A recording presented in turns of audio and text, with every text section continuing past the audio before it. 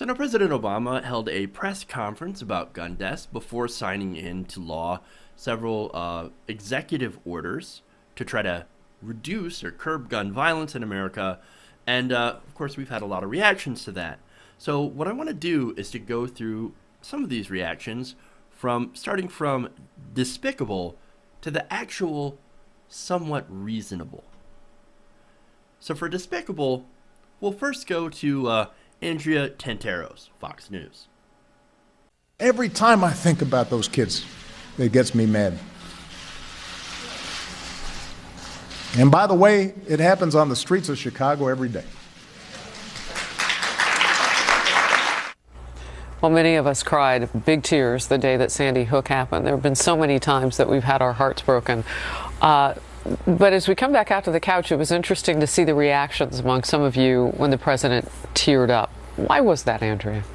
Well, because if he really cared about an issue, especially like Chicago in his hometown, and it was plausible, he would be doing something very different than he's doing, and he would have spoken out a long time ago. I mean, this is how many years? Almost 8 years. He's almost at the end of his term. And you haven't heard him go to Chicago and really speak out about this issue. And he is uniquely poised to do so, really. But everything he's doing won't solve the problem. So I would check that podium for like a raw onion or some No More Tears. I mean, it's not really believable. I mean, and the award goes too. We are in award season. Okay. All right. So there's Andrea Tantaros. Now, there was another conservative with another completely despicable opinion, and that man is John Nolte. Now, he tweeted this out. Quote, before his fake fascist tears began to roll, Obama used his classic move to give America the finger. And he was doing this. That's giving America the finger. What? This guy's ridiculous. Ridiculous, at least. All right. So now we go from despicable to somewhat reasonable, or I guess you go to best of the worst. And for that, surprisingly, we end up with Donald Trump. Listen to this. Well, I actually think he was sincere. I'll probably go down about 5 points in the polls by saying that, but I think he was sincere. I mean, it's a thing that he feels, I think he's incorrect about it. They're just taking chunks and chunks out of the Second Amendment. But I think he probably means well. It's, the concept is wrong. What they're doing, it's a mental health. We have a huge mental health problem. We're closing all of these institutions now, and the people are going out on the streets, and the people are in their homes, if they have homes, and there are a lot of sick people out there. I love that. It's hilarious. Like, me saying something nice about Obama, at least saying that he was sincere and not lying about his tears. That'll make me go down 5 points in the polls, but I don't care. Hey, you know what? At least you get credit for not being Andrea Tantaros. Okay, when you're a less shitty person than Andrea Tantaros, you get credit. You can't really get much lower than that. But anyway, you actually have respectful disagreement from Donald Trump. That's weird. I never thought that I would have that. Now, I don't really have any idea, and he's not actually right when he says that Obama is taking chunks out of the Second Amendment. Really? You want to say that? Well, first of all, you can't really take chunks out of it. It's like 2 sentences long. But anyway, besides these actions, President Obama has actually expanded gun rights. You can now actually carry concealed weapons on Amtrak trains, as well as in national parks.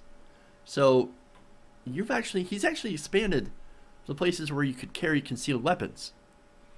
Now, I don't see that as really cutting out chunks of the Second Amendment. And we went through some of these executive actions, and they're actually quite reasonable.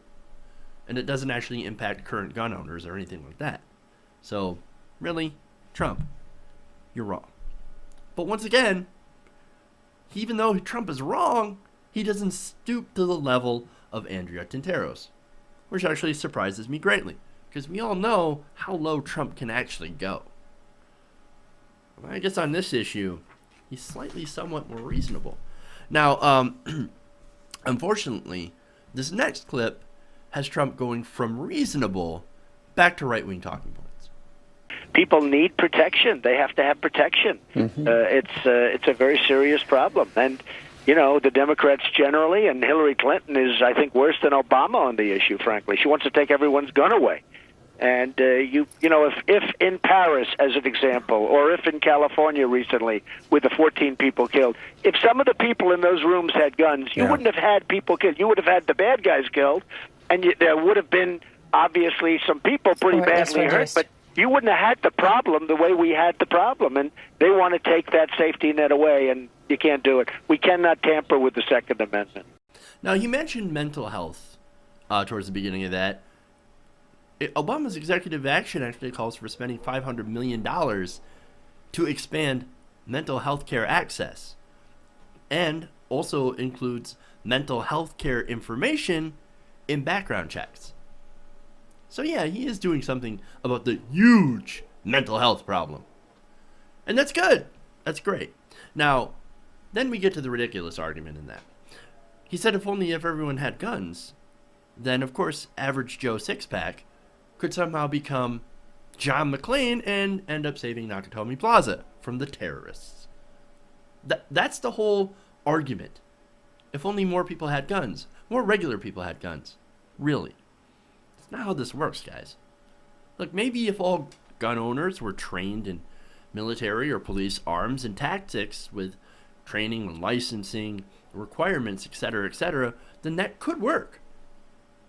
You have a bunch of trained people around. If a terrorist shows up, well, the terrorist might have a hard time. But, see, for example, now a lot of the right wing says, why don't you ever cover stories where a law-abiding gun owner saves the day? Well, those stories are somewhat rare. But in those stories, a lot of them, what they have a lot in common is this law-abiding gun owner is usually someone who is current or ex-military or off-duty police officers or ex-police officers.